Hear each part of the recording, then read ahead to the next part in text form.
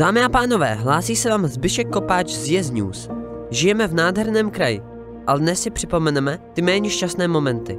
Podíváme se na některé vybrané katastrofy, které se na Jesenicku staly za posledních 200 let. Nejčastější pohromou, která se k nám vrací pravidelně, jsou povodně. Nepochybně v tom dříve hrálo roli významné odlesnění krajiny. Jedna z nejničivějších povodní přišla v roce 1903, která kromě majetku brala i lidské životy. Velmi tragický průběh měly povodně v roce 1997.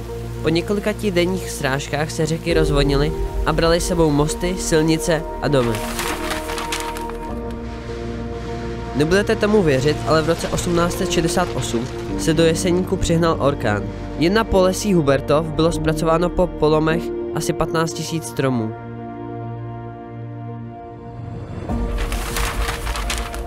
Kromě povodní bývaly na Jesenicku i fenomenální zimy. Při jedné takové napadly až 4 metry sněhu. Aby se lidé někam dostali a mohli si něco nakoupit, museli si hloubit tunely, kterými projížděly i celé koňské povozy.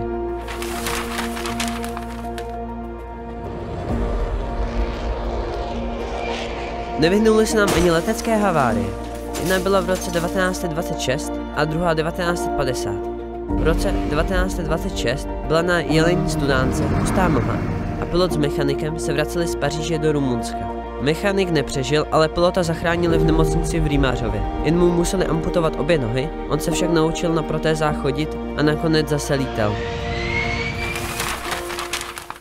Povodně, které si pamatuju i já, Zbyšek Kopáč z Yes News, jsou ty loňské z roku 2024.